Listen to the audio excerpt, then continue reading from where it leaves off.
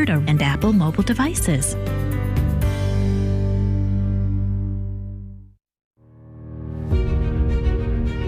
The Simple Truth, rising up to explore the difficult topics of real life.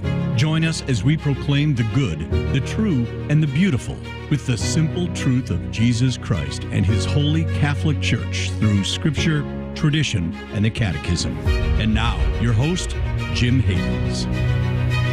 It is great to be back with you on The Simple Truth, where we proclaim the life-giving reality of Jesus and His Catholic Church. We consecrate everything to the Sacred Heart of Jesus through the Immaculate Heart of Mary and the pure, strong heart of Saint Joseph. It is Throwdown Thursday, where we focus on themes of spiritual warfare and the real challenges that are before us, all to better understand the battles that we are in, to actively, effectively engage in fighting the good fight, to participate with the grace of God that is being lavished upon us, and to share in the victory of Christ now and for all eternity. Our guest today writes that, quote, "The secular visionaries of the Metaverse are designing a virtual hell on earth," end of quote. We're going to get into this topic of the Metaverse today, emerging technologies and much that surrounds all of that. Our guest today is John Horvat of the American Society for the Defense of Tradition, Family, Property, TFP. TFP.org is where to find him. You can also check out the book that he authored, Return to Order: From a Frenzied Economy to an Organic Christian Society, where we've been, how we got there, and where we need to go. And this is for free. This is offered for free. If you go to returntoorder.org, a physical copy will be sent your way, returntoorder.org. John also writes articles, including the recent Will the Metaverse Create a Virtual Hell on Earth? That's from last November. And then The Lonely Metaverse, Virtual Heaven or Cyber Hell, from just a few days ago. So John Horvat, great blessing to have you with us. Thank you for being here. How are you today? Great to be on the show. It's always good to be on Catholic radio. That's the best place to be. I really look forward to it. Yes, absolutely. Yeah, great to have you here. And I want to begin by trying to explain what we're even talking about today to make sure that the audience is on board understanding this from its foundation. So what the Metaverse actually is, beginning with the word itself, metaverse, meta meaning a change in place or state, even transcendent, and verse meaning universe. So we have secular atheistic humanists here that are designing this immerse online experience of the metaverse, an embodied internet, as some are calling it, which is a combination of virtual reality and artificial intelligence, where you can create VR worlds with just your voice. And at the same time, these same folks deny the transcendence of our actual real universe that was spoken by God into creation. See Genesis chapter 1. What else would you like to share with us? Tell us about the coming metaverse by way of introduction here. Yes, well, the metaverse is the next phase of the internet revolution. It's a definite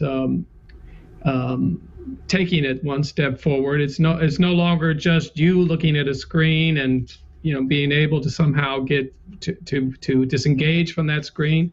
It's putting on these goggles, these headsets that that allow you to be immersed in the actual scenes that you are seeing. So you have a peripheral vision of everything around you, and you will feel like you are in that actual universe.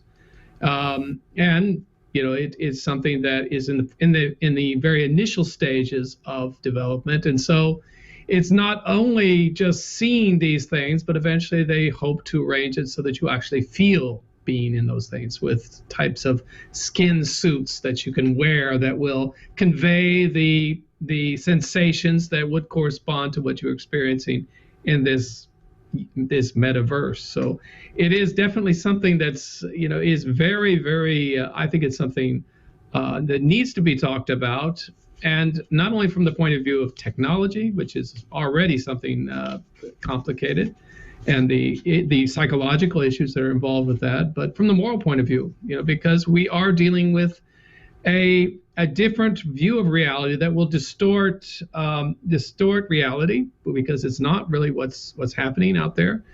And it will distort identity, because in this particular universe, you will be represented by a cyber representation of who you are or what you are or whatever you want to be. So it is a distortion of identity, and also it takes us away from our real purpose in life, which is sanctification and our salvation. Mm-hmm. Yes, and Facebook is all in on the metaverse. They changed their company name to Meta back in October.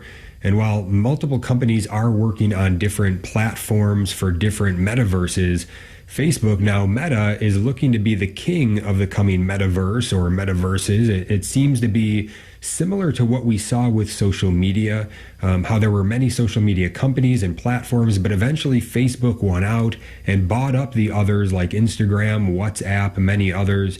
Some analysts even say that there will be a new economy within the metaverse that could be bigger than our physical economy in a couple of decades, which is why Facebook, Meta, wants to be king. What is your view of a coming metaverse having such a heavy involvement of Facebook, now Meta, and their chairman, chief executive officer, and controlling shareholder, Mark Zuckerberg? Yeah, definitely. This is much more than just social media or video games. It's social media and video games on steroids.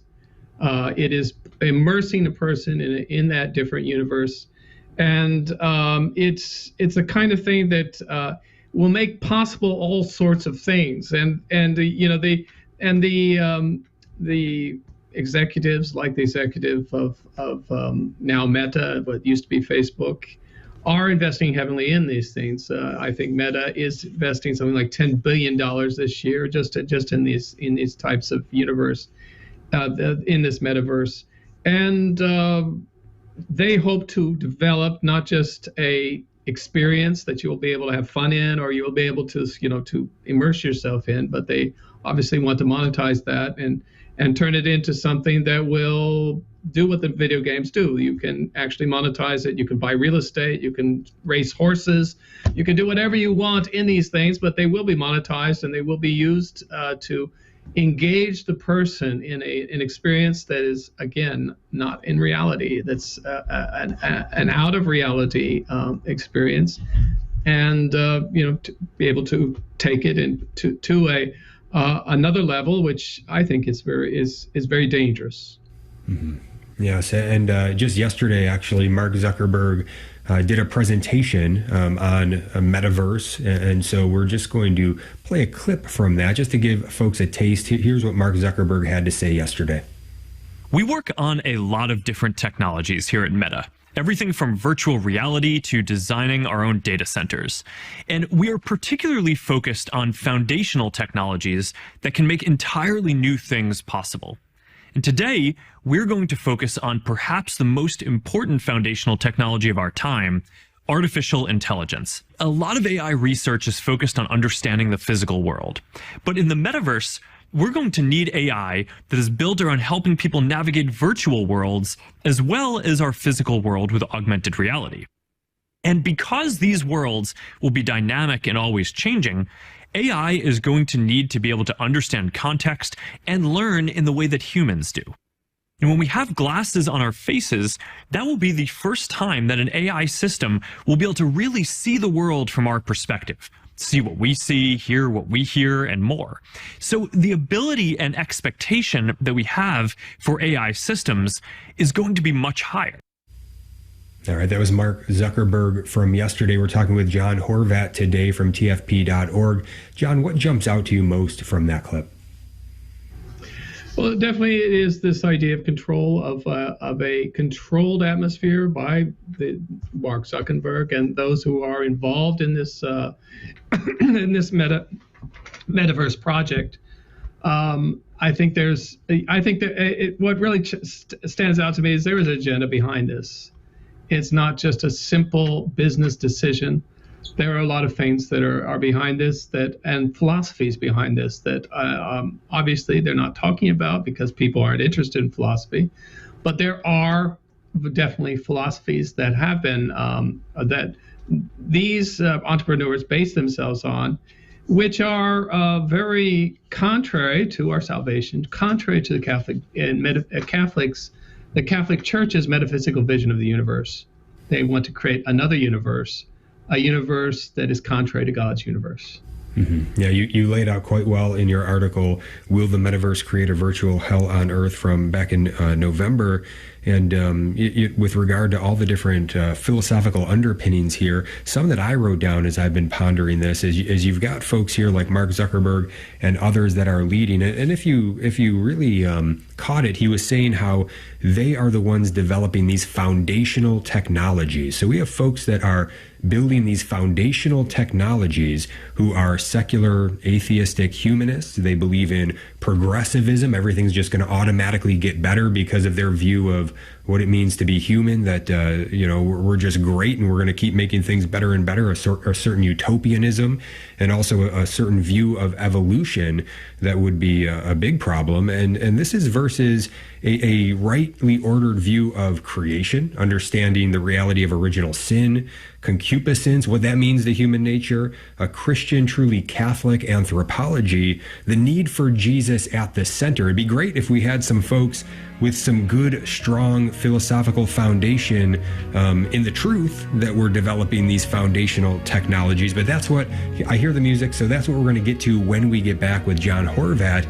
This is really his bread and butter, and he's going to help us to understand really the right way to be looking at this. Is there anyone within church leadership, some sense of some leaders that are on top of this in terms of charting the course for what is permissible, what is not permissible, what is the moral way to go about this? Is there a moral way to go about this? Is there an inherent problem with this technology that would be evil? Or is it neutral, but we need to understand morally how to use it? We're going to get into many of these questions as we get back. Very, very important, this conversation with John Horvat today. We'll be right back on The Simple Truth, talking about the coming metaverse. Stay tuned. This is Franciscan Media's Saint of the Day for February 24th. Today we celebrate Blessed Luke Belluti. Was it chance, or was it the hand of God that drew Luke Belluti, a young nobleman, to listen to Anthony of Padua preaching in the town square in the year 1220? In response, Luke asked to become a Franciscan and to wear the same habit worn by Francis of Assisi and Anthony. His request was granted, and Luke received the habit from Francis himself. Luke became a close friend of Anthony's and his companion in his travels and his preaching. He also tended to Anthony in his final days. In 1239, when the city of Padua had fallen into the hands of its enemies and Luke was expelled from the city, he secretly returned at night to visit the tomb of St. Anthony and pray for the late friar's help. Some accounts have it that one night, Luke heard Anthony's voice assuring him that the city would soon be delivered, and so it was. Credit for the Basilica of St. Anthony at Padua goes to Luke Belluti. At his own death around 1285, he was buried in the basilica that he had helped complete. There's more about the saints along with inspiration and Catholic resources at our website, saintoftheday.org. From Franciscan Media, this has been Saint of the Day. Love really indicates where our values are, where our priorities are, and it shows our true love of God. You mentioned the thermometer of love, Father. In entry 343 of the diary, it begins, true love is measured by the thermometer of suffering. Tune in for Divine Mercy in My Soul every Sunday morning at 11. And catch the encore presentation every Tuesday evening at 8. Jezu ufam Tobie. Jesus, I trust in you.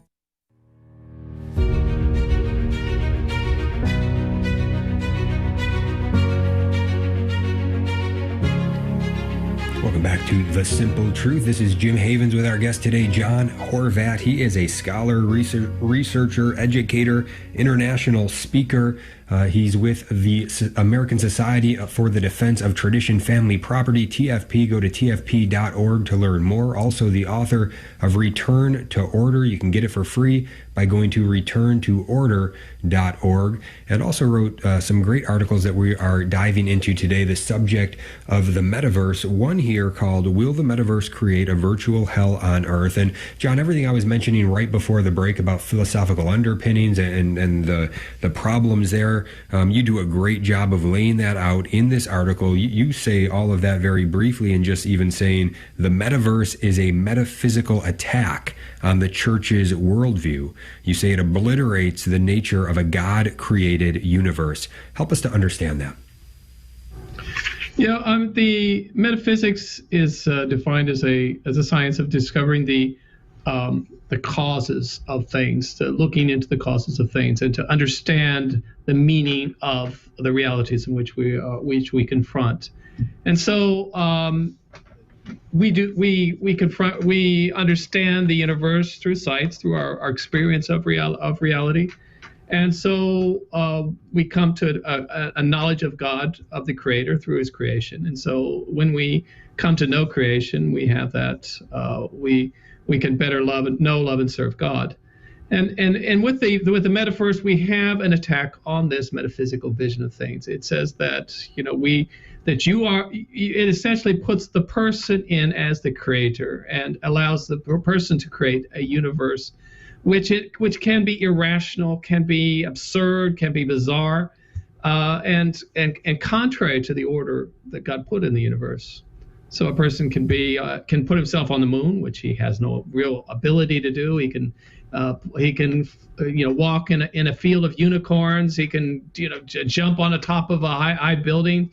All these are things that are metaphysically impossible in the real world, but in the metaverse, these things become possible or become at least perceptible. So it is a destruction of that reality, that metaphysical vision of society that allows us to go to better understand the Creator. So that, in that sense, I think it really is a very, very destructive force, because it puts us so much out of the reality of our daily lives. Mm-hmm. Yes, yeah, you write here that the metaverse must be understood in the context of a process of modernity's continuous effort to put humanity, not God, at the center of all things. Indeed, modernity has an obsession with imagining new worlds without God. The Enlightenment introduced ways to stretch reality to its limits by developing new technologies, philosophies, and lifestyles. Tell us more. How can we understand how some of the philosophical underpinnings of the Enlightenment, how they sort of connect to what we're seeing here? Well, the Enlightenment was a period in which it destroyed the link between the natural and the supernatural. It took God out of the picture and says, our daily existence really doesn't depend in a very practical way with God. You look at our politics, you look at the present day society, it says you can believe God if you want to, but that belief does not really affect the outcomes of our society and how things work and how things happen, and that God does not intervene in history according to the Enlightenment way of looking at life. So the Enlightenment, in one sense, destroyed a very, very, very important part of reality, because God does intervene in history. God does work in society through His grace, through His action, through His providence. And so when they took that away from out of the systems of thought, the political philosophies, the metaphysical philosophies, it played a major role in destroying the Catholic vision of things, and taking away from people a very important part of their development of their souls and their improvements. I mean, the fact that God does work in history and that we can have recourse to God is a very important part for our own lives and our own survival. They called it the great. It was a great separation of the spiritual and the material that the modernity introduced, and has never been recovered. And as a result, it gave rise to a type of loneliness, a type of acedia is what's called. It's a weariness for life, a stressful life, a loneliness in life that only God can fill. And we really have never found a substitute for that. Yeah, you make some great connections here in your article, Will the Metaverse Create a Virtual Hell on Earth? Again, you can find it tfp.org from back in November, talking to John Horvat here. And you make some great connections here. You talk about modern individualism and how it tended to destroy the external structures, tradition, custom, or community that encumbered self-interest, because it was all becoming just about the self, so this sort of selfishness. It created a fast-paced order in which man became the center of everything, and religion was relegated to being a private matter, as you were just saying. And then you say there's the postmodern individualist seeking to destroy those internal structures, logic, identity, or unity that impede instant gratification. That was the next step. Then it was get rid of anything that's going to get in the way of my own self-gratification.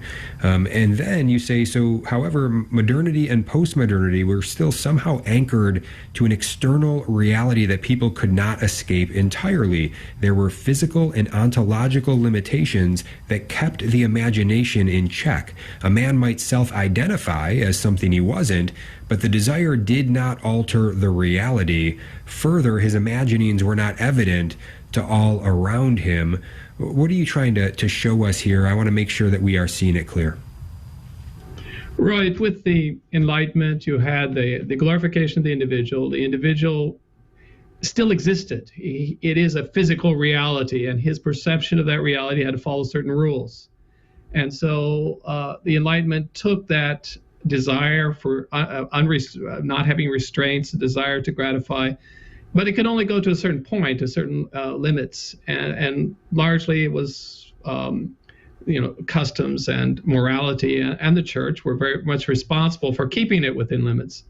But with the sexual revolution and postmodernity in the 60s, those limits were destroyed, and you had the desire to fulfill oneself sexually and otherwise, and then to go against all sorts of natural things, to identify as you have the transsexual, the transgender, all these things that go against the reality, so that you're no longer fighting against the external things, but the internal things, my identity, which should not be in question because it exists, and it is.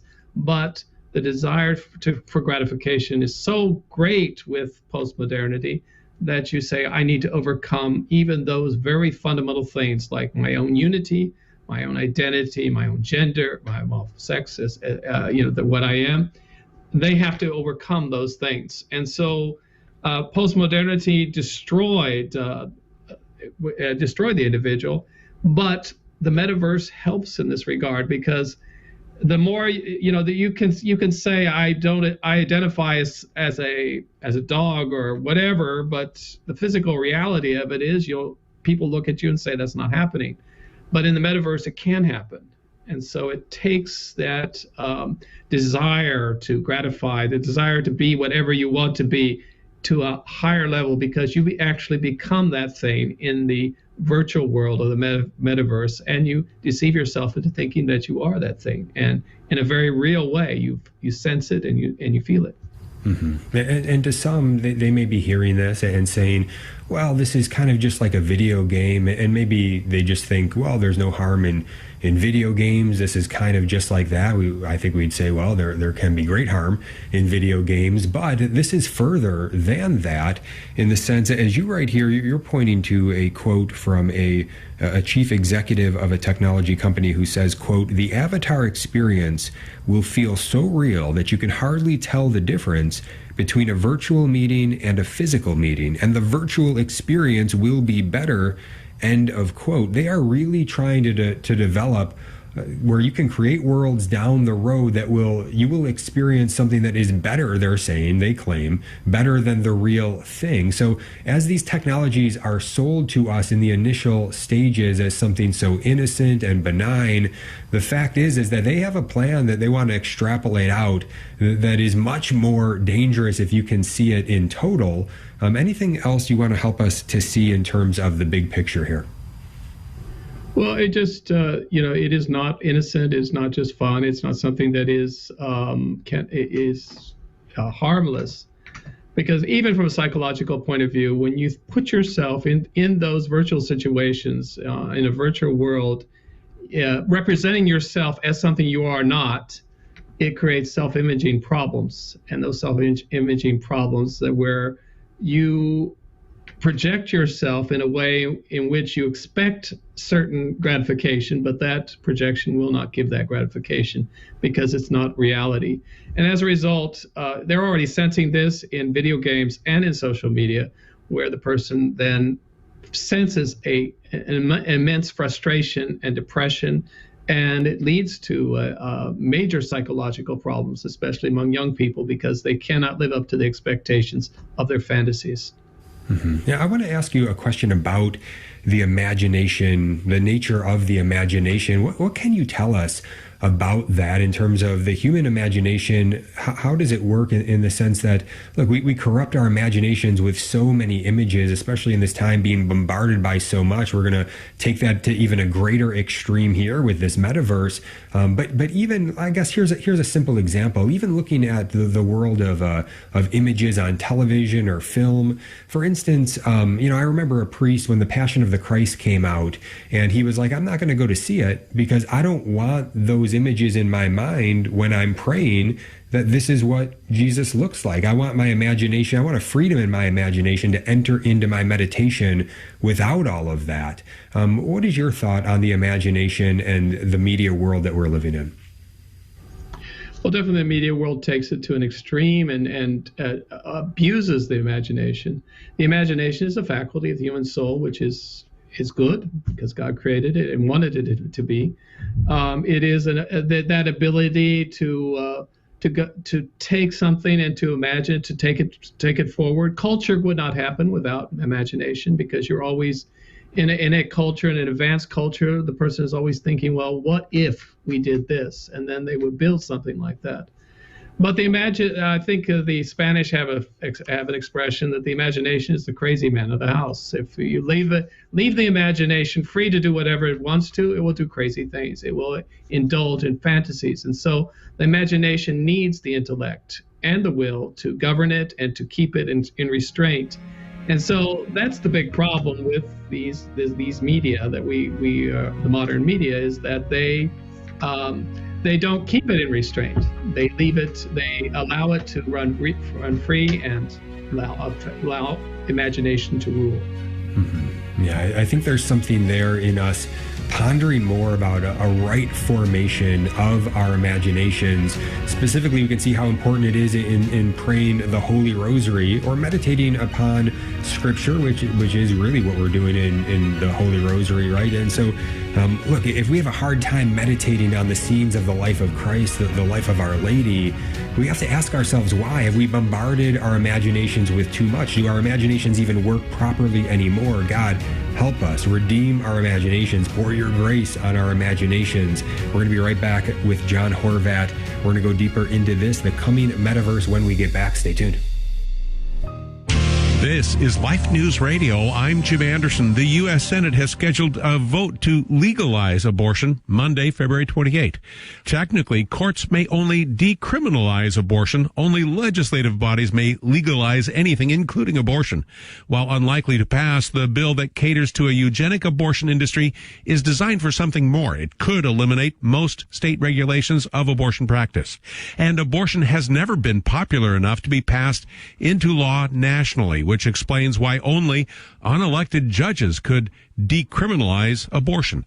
This vote is perhaps more of an effort to normalize abortion among Americans. While abortion opposition is growing, there has never been a more important time for your grassroots influence. Catholic bishops in Colombia, South America, are expressing perplexity and deep pain after the Bogota High Court decriminalized abortion for any reason up to 24 weeks, calling abortion the suppression of innocent life. They say it puts at risk the very foundation of our social order and the rule of law. This is Life News Radio. Life News Radio should make you think, and often it should make you think about calling your elected officials in Washington, D.C. Let your senators, your representatives, hear from you. 202-224-3121. 202-224-3121. Economists studying birth rates are separating persistent myths from facts. The myths say plummeting birth rates have economic reasons, showing up in job offers, high rent, long-term birth control. These economists say the real reason is selfishness. Self has become more important than family. For pro-life headlines delivered to your email address daily, sign up at lifenews.com. This has been Life News Radio.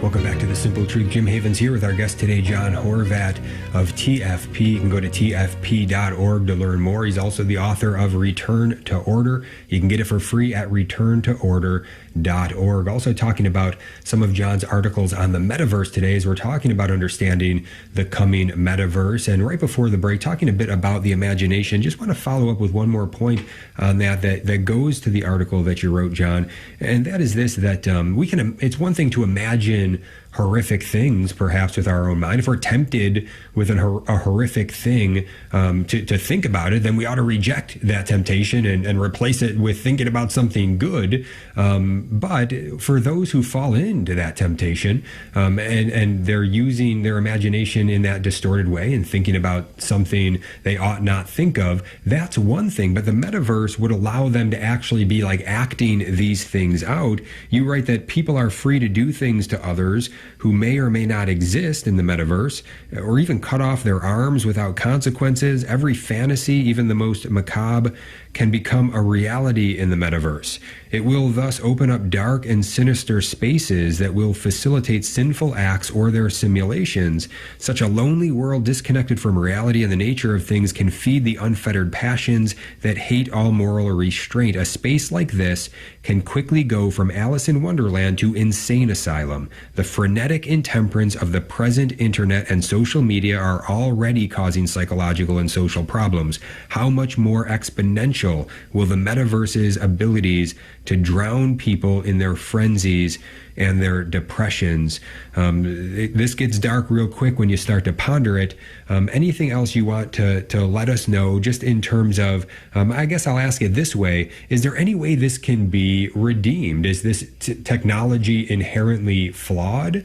Is there a way to redeem it? If you had the right people that were going to build this out, could it be done in a good way? Or is there really something wrong at the heart of this?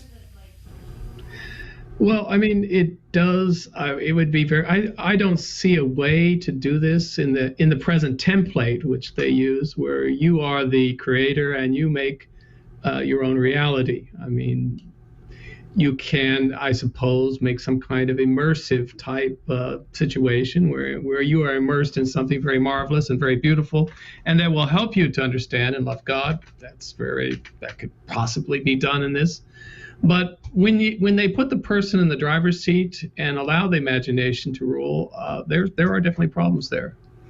Again, I don't see any problems with the imagination working. Imagination is something given to us by God, and the church is one of the has very much appeals to the imagination. We are put in immersive situations where a mass or a pontifical mass or some beautiful thing. We're constantly being exposed to beautiful things in which we are immersed all around us in those very beautiful ceremonies and things that allow us to go to God. So the church is not opposed to imagination or opposed even to immersive experiences inside that are beyond our imagination, or things that would that inspire us because they have been imagined. But I think it would be very difficult to harness the metaverse or carve out a corner of the metaverse, to have these things happen. I would be very skeptical because of the totality of the experience and the tendency to just to put a person inside another reality that's not the real reality. Mm-hmm. Yeah, and you write that the metaverse will harm souls. Tragically, people see no reason to involve God and morality in a technological invention seemingly outside the private realm of religion. Worst of all, clergy show no sign of acknowledging the issue. It's not even on the radar. And I've seen that as well. Is there anybody that you're watching or following, any church leader out there, any strong, well-formed Catholic person out there that is leading on this, helping people to understand the morality of all of this, putting forth limits and proposals? Is there anybody out there that you've noticed? No, I haven't seen that. I mean, you do have people that talk about the internet and the problems of the internet and the excesses of the internet, but I haven't seen anything along this line because it is a new technology. It is something relatively new, and unfortunately, we tend to go behind. I mean, we should be right there out in front. We should be right there warning people about it, raising questions. Right now, those who are building the metaverse are pretty much free to do whatever they want to. If there were people who were, at least putting obstacles in their way, it would be something that would be very helpful in the discussion of what's to come. Mm-hmm. Yeah, I mean, and I've noticed we've been reporting on here some conferences at the Vatican where they've been talking about this topic in a roundabout way, but it's been led by folks that it wouldn't make sense to have leading those conferences talking about these things with again, that sort of secular, atheistic, humanistic view. Even if they're not even aware that that's what their view is, it's clear from what they're saying that's what their view is. So it's very problematic. Others in the Protestant world, in the evangelical Protestant world, others are even kind of promoting it or going along with it, or at least trying to say, how can we make the best of it? I want to show a quick example of that. This is from local news WRAL in Raleigh, North Carolina. They're talking about the church in the metaverse here with an evangelical group. And this, I got to give a hat tip to Michael Knowles for pointing this out. But here's the clip from local news in Raleigh. Here it is. Metaverse is an online platform where people can use virtual reality headsets to transport themselves to any realm they wish, including church. Jackie Banez explains the appeal of digital worshiping in the metaverse. I believe the future of the church is the metaverse. A growing number of people are turning to the metaverse for their religious services as folks pop on virtual reality headsets and partake in digital church. Let me have someone read verses 19 through 21. But just because it's virtual doesn't mean it's less interactive than going to a physical house of worship. If anything, VR church participants say it enhances their religious experience. I was able to see a rendering of the verse I was reading, which made scripture much more meaningful for me. And it's so much more than scripture readings. Baptisms are also taking place in the metaverse. The rebirth that you got through Jesus Christ. Do you want this? Yes, I do. Absolutely. Yes. I baptize you now. But this kind of worshiping isn't just for the tech savvy. All right, well, this kind of shows it sort of exposes, there are a few things going on here, but one thing is that jumps out to me is it exposes some of the absurdities of Protestant Christianity. I mean, if you think you can baptize somebody in the metaverse, then you're not really understanding the form and the matter of baptism that is needed and all of it. So some problems there, but what is your thought when you see that? Well, I mean, it is. I think it's definitely an artificial saying. It doesn't correspond to. I mean, their idea of church is a social, something very social, very natural, very not supernatural. You don't have the idea of grace and God's grace working inside the souls. It is a very shallow and superficial experience of religion because it really isn't religion. I mean, it's something completely different. Mm-hmm. What is your thought then on, you've kind of taken the position and helped us to see the argument of saying, look, there's something that seems to be inherently wrongheaded about this technology, regardless of who's building it out. It's something that at least we need to pause and really think this through.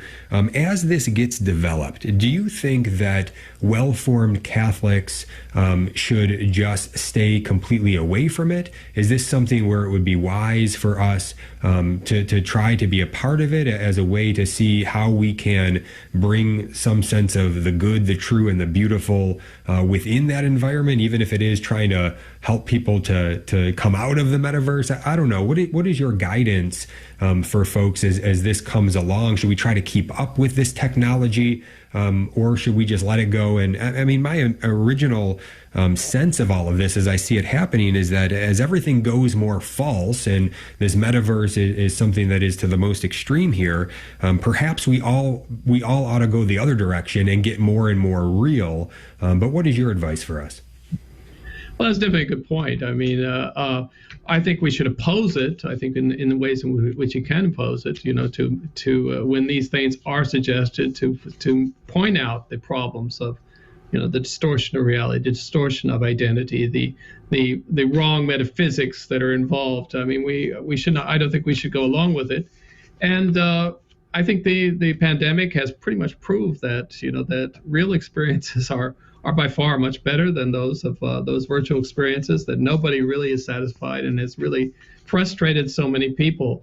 And the church has so much to offer in that regard. I mean, we have devotions, we have the sacraments, we have adoration. All these things are extremely satisfying, extremely helpful to our salvation, and those are the things that are going to satisfy us. These false things, these metaverse things, they are novelties for a little while, but pretty soon they will end up wasting all the time that we normally waste when we should be thinking about what our purpose in life is. Mm-hmm. Yeah, so massive distraction, massive waste of time. We can already say this about many technologies if you think about that. But you also talk about you talk about how this colossal loneliness, which contributes to the possibility of suicide, this lonely and depressing place.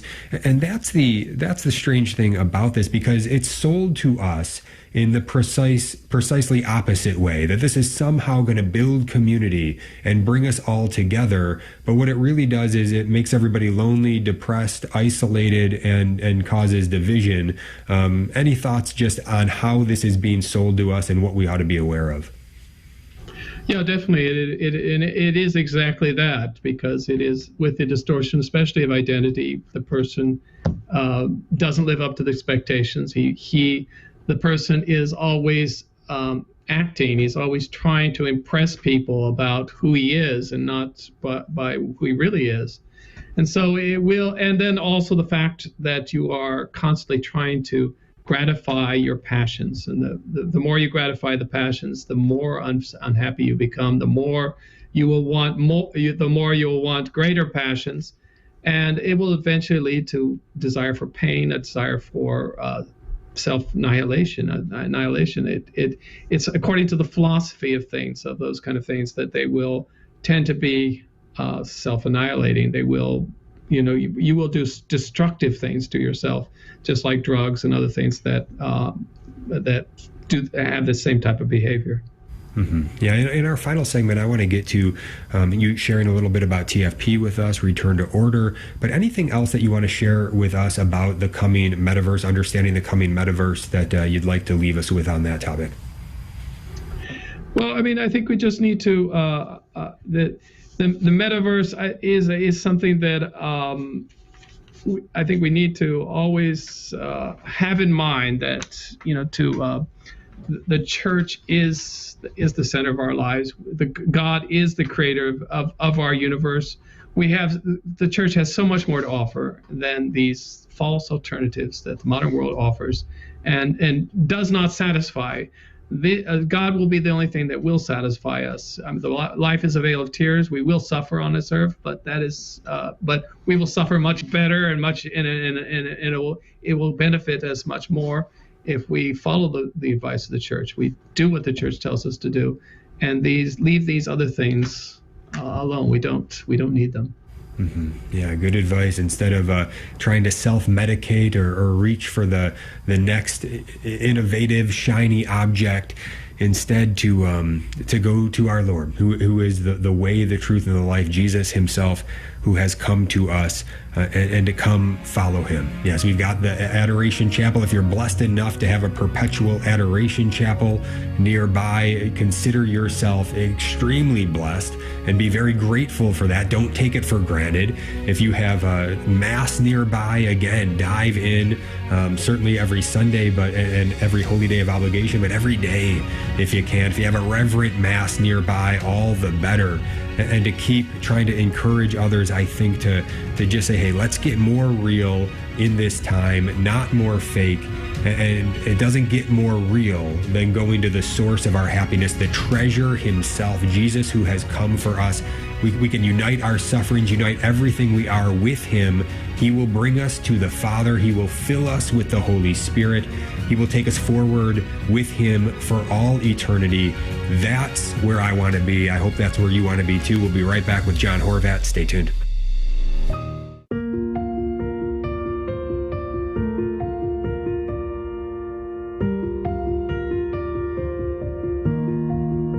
This is Jesuit Father Robert McTagg, host of the Catholic Current, heard weekdays at 5 p.m. Eastern on the Station of the Cross and the iCatholic Radio app.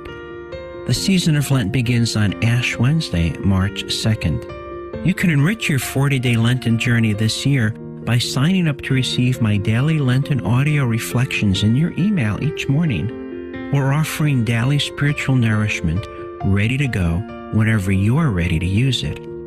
Sign up for these daily reflections at thestationofthecross.com or on your iCatholic Radio app. That's thestationofthecross.com or the iCatholic Radio app. Throughout the holy season of Lent, let's support each other in prayer. God bless you.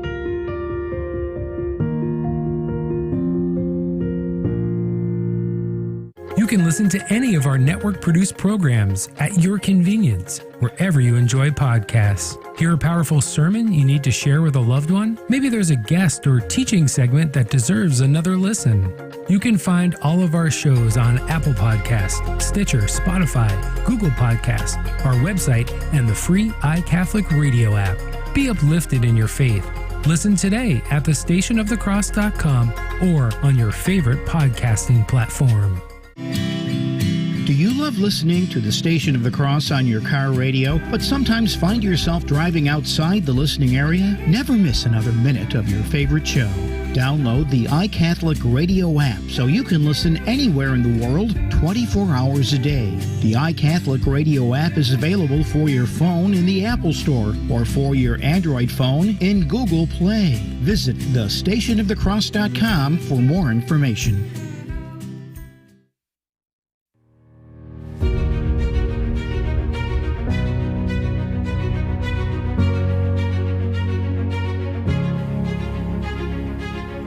Simple Truth. Jim Havens here with our guest today, John Horvat of TFP. TFP.org is where to go to learn more. He's also the author of Return to Order. You can get it for free at returntoorder.org. We've been talking about the coming metaverse, understanding the coming metaverse in the previous segments today. I do want to give the phone number out there. If somebody does have a question or a comment that they would like to put in for this discussion today, you can feel free to do so by giving a call right now to 1-877-511-5483. That's 1-877-511-5483. But we'll see if anybody else calls, if anybody calls in on that topic. But in the meantime, John, I want to ask you about this book that you have. I believe you wrote it. I think you published it on the Immaculate Conception 2012, if I'm not mistaken. But Return to Order, it's called, From a Frenzied Economy to an Organic Christian Society, Where We've Been, how we got here, where we need to know. It's incredibly informative. I'm working my way through it, and as I told you before the show, I'm realizing I'm a lot less intelligent than maybe I thought I was as I'm going through it. This is very well put together. Some very important concepts that, quite frankly, I don't have much of a background in economics or anything like that. So as I'm going through this, I am really learning a lot and trying to understand what it all means. But what can you tell us in a nutshell the importance of this book, Return to Order? Well, Return to Order is a book that helps people understand better where we went wrong in our economy and in our culture, and especially from a Catholic point of view. Many times we know where we don't want to go in our society. We know we don't want abortion, we don't want same-sex marriage, we don't want socialism, we don't want a lot of things, but many times we don't know what we do want. If you were to ask people, well, what kind of society do you envision for a Catholic society, for example? And so this book was written to answer that question, saying, well, what does the church have to offer particularly in the area of economics, but then also in the area of culture, because they are very much linked.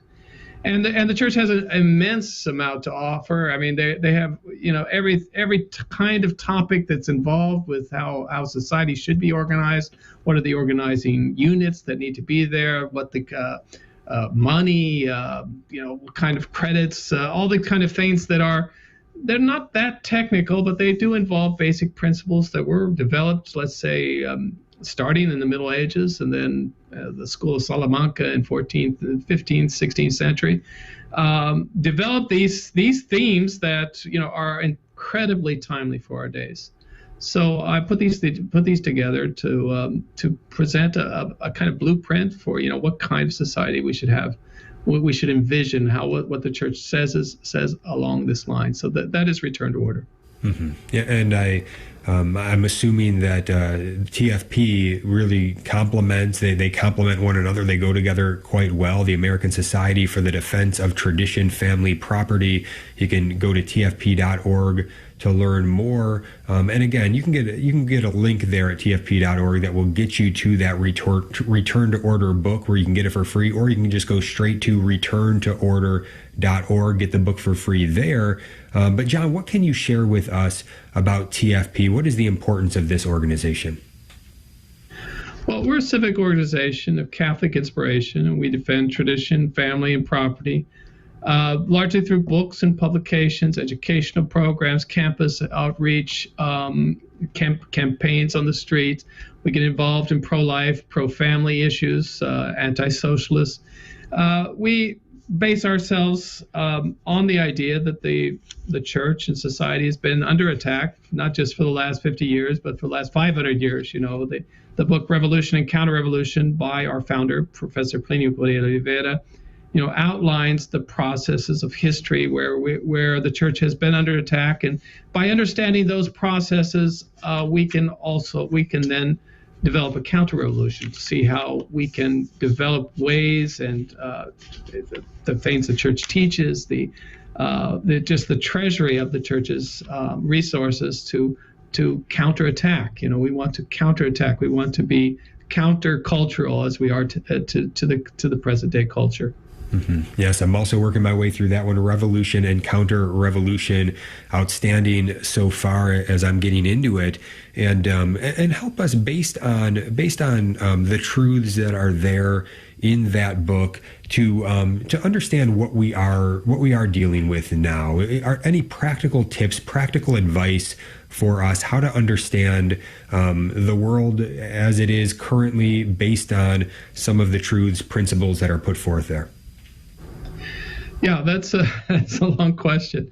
I think we need to look at the history of how things have developed over history. The development, let's say, of the Protestant Revolution, the French Revolution, the Communist Revolution, the Sexual Revolution, how they are part of a single revolution. They are consistent in their doctrines and their ways of fighting against of destroying Western civilization and Christian civilization, and that a counter-revolution would be something contrary to that. It would reaffirm what the church has taught, and develop ways and means and working together with the grace, successfully work against these processes. And I think that is one of the big takeaways you could take from that book, is that we are. It is a difficult fight. It would seem overwhelming, but with the grace of God on our side, and God always wins, and how Our Lady of Fatima predicted her triumph, we do have the means. It's not a hopeless case. We need to continue to be in the fight and always be in the fight, and create obstacles to this revolution, slow it down, and make it and exasperate it. That is probably the best way to fight against this type of revolution that is destroying our society, and counting on God's grace to help us and to keep us in His grace and work toward our salvation. Mm-hmm. Any practical advice for parents, husbands and fathers, wives and mothers, trying to do their best to form their children in this time? Any practical tips for them? I would say don't try to isolate too much. The tendency is to say, well, I just want to isolate and keep my children out of this whole thing together. I mean, you do have to take precautions, but they do also need to be involved in the fight. They need to get used to the fight, because once they do grow up and they are confronted by very hostile situations, hostile to our faith, they won't be surprised and be frustrated and resentful and even revolted. So that by educating them already to fight against those things that are hostile to our faith, you are preparing them for their future. So don't isolate. Always get them involved in the culture, to fight the culture, because in a certain way, by fighting the culture, you develop the antibodies, the immunity toward what you're fighting against. Whereas if they're all of a sudden just confronted with these horrible things that they will be confronted with, they will not know how to deal with it. They will become resentful, and you will lose. You need to keep them. You need to prepare them for the battles ahead. Mm-hmm. Yeah, very wise. Great advice here from John Horvat, TFP.org, and we've got to raise up some young warriors for the kingdom of authentic love. That is certainly what our mission ought to be. We got to get that target right. Any final comments that you have for us today, John? And the funny thing is, the young people like that. When they are exposed to that, they do like to fight against these things. They do like to affirm their faith if you give them that opportunity, and don't just to try to isolate them. Mm-hmm. Yeah, great blessing to have you with us today, John Horvat. Check out his articles on the Metaverse and his other writings there at tfp.org. Also, learn more about the organization while you're there, but also get that book that he has written, Return to Order. Returntoorder.org is where to get it, returntoorder.org. John, it's been a great blessing to have you with us. Thank you so much for being on today. It's been great. Thank you. All right, God bless you and all your good work. To everybody else, if you have any comment that you'd like to share on the show today, feel free to shoot me an email, jimh@thestationofthecross.com, jimh@thestationofthecross.com. God bless you.